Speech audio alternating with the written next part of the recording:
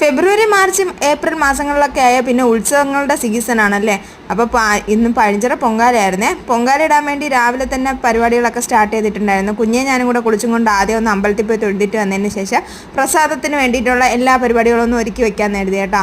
അപ്പോൾ തെരളി ഉണ്ടായിരുന്നു. അപ്പോൾ തെരളിക്ക് വേണ്ടി കുഴയ്ക്കാൻ വേണ്ടി സാധനങ്ങൾ എടുത്ത് അതിൽ ശർക്കര എടുത്തപ്പോൾ തന്നെ ഈച്ച കംപ്ലീറ്റ് അങ്ങോട്ട് ചുറ്റും ഇങ്ങനെ മുച്ചാൻ തുടങ്ങിയിട്ടുണ്ടായിരുന്നു കേട്ടോ.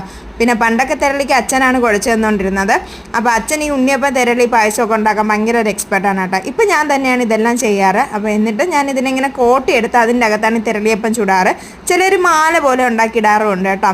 അപ്പോൾ ഞങ്ങളെ കൂടെ പൊങ്കാലയുടെ ഒരു ബ്രാഹ്മണ ആൻറ്റി ഉണ്ടായിരുന്നു. അപ്പോൾ അവരെന്ത് ചെയ്തു, ഈ കല്ലിലൊക്കെ കോലം വരച്ചിട്ടും അതുപോലെ തന്നെ കലത്തിലും ഇതെന്തോന്ന് ചന്ദനം കുങ്കുമൊക്കെ ഇട്ടുകൊണ്ടിരിക്കുകയാണ് കേട്ടോ.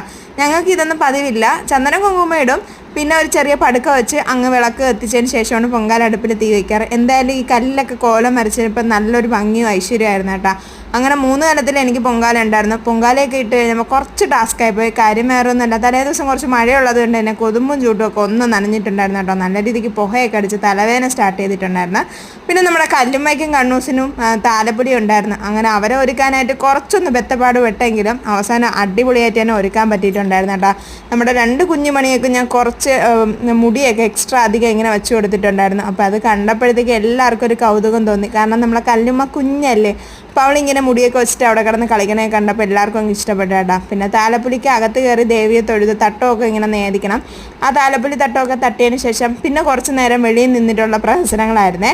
അപ്പോൾ ഒരു പാട്ടൊക്കെ കേട്ടപ്പോൾ കല്ലൂസിനും കണ്ണൂസിനും ഭയങ്കരമായിട്ട് ഡാൻസ് കളിക്കുകയൊക്കെ ചെയ്യുന്നുണ്ടായിരുന്നു. ഇത് കണ്ട് കുറേ അമ്മൂമ്മമാരൊക്കെ അവരെ വന്ന് നോക്കണുണ്ടായിരുന്നു. പിന്നെ അതുപോലെ കുറച്ച് പോലീസ് ചേച്ചിയൊക്കെ വന്ന് നിന്ന് അവളോട് സംസാരിക്കണുണ്ടായിരുന്നു കേട്ടോ. അപ്പോൾ ഇത്രയൊക്കെയാണ് ഇന്നത്തെ വിശേഷം. ഇഷ്ടപ്പെട്ടോ? അപ്പോൾ ഇത്രയൊക്കെ ഉള്ളൂ ചേട്ടാ.